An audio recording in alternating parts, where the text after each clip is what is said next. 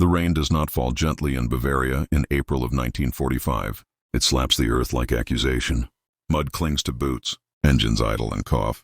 A cold wind snakes through the ruins of a farmhouse, carrying the smell of wet stone, cordite, and something sweeter, apple blossoms torn open by shell fire. General George S. Patton stands beside his jeep, gloved hands locked behind his back. The ivory grips of his pistols are cold against his hips. He does not move. He rarely does when thinking. His jaw works slowly, as if chewing on a thought too bitter to swallow. Ahead of him, the road bends east. Austria lies beyond it. And beyond Austria, unspoken, unwanted, inevitable, the Soviets. A staff officer approaches, boots sinking with every step. "Sir," he says quietly, as if afraid the mountains might hear. "Third Army crossed the line an hour ago." Patton does not smile. He exhales through his nose. Then we're already late. Somewhere far behind him, artillery rumbles like distant thunder. Somewhere ahead, villages wait, intact, terrified, breathing. And somewhere between those 2 points, history is deciding who arrives first. Patton looks at the map again. 100 miles ahead of the Red Army, and in that distance lives a question that will haunt the war long after the shooting. Stops. The Third Army does not advance. It surges. Tanks grind forward like iron animals, mud sloughing from their tracks. Infantry ride on the backs of Shermans, fingers numb, eyes hollow. They have stopped counting days. They count only towns now, rivers, bridges still standing. A private from Ohio writes in his notebook as the column rolls. "We don't stop anymore. We eat while moving, sleep in pieces.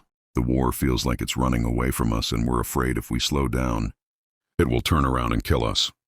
They pass civilians on the roads, women pushing prams with no babies inside, old men pulling doors on sleds, children clutching bread as if it might dissolve.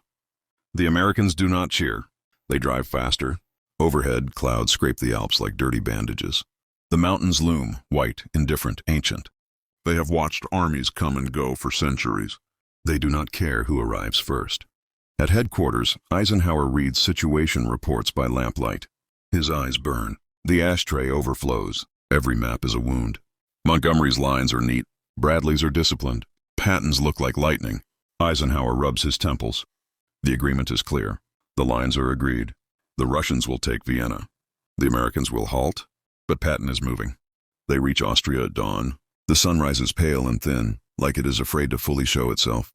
Church bells ring once, then stop as if reconsidering.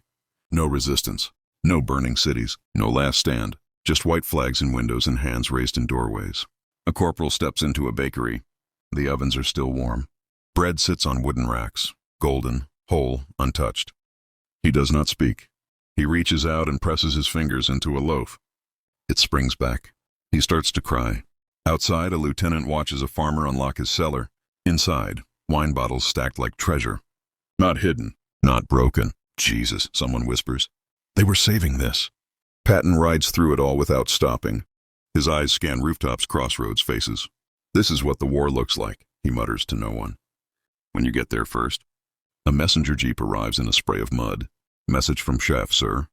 Patton reads it once, then again, then folds it carefully. He looks east. Somewhere beyond the hills, Soviet guns are still firing. Soviet soldiers are still dying. Soviet commanders are still pushing men forward like numbers. Patton speaks softly. "We beat them," he says, "by 100 miles. American soldiers eat hot meals in Austrian kitchens. Real plates, real forks, butter that melts." A sergeant stares at his food like it might accuse him. Back home, his mother is boiling potato peels. He writes, "I don't know how to swallow this without choking on it." Every bite feels like stealing. Prisoners surrender in clean uniforms. Officers salute. Women offer water with shaking hands. No screaming. No indoctrination speeches. No hatred, just relief. "This isn't what they told us," a private whispers at night. No one answers. They find radios still playing music. Schools with windows unbroken. Hospitals with lights on. An engineer touches a wall. "It's not rubble," he says in awe. It's still a wall. Gratitude tastes like betrayal. Shame follows every kindness. They won, but did they win too much? Eisenhower receives Patton's report in silence. He reads it twice. Patton has done exactly what he was ordered not to do, and exactly what history will thank him for. Ike stands at the window. Rain streaks the glass like prison bars. His aide waits.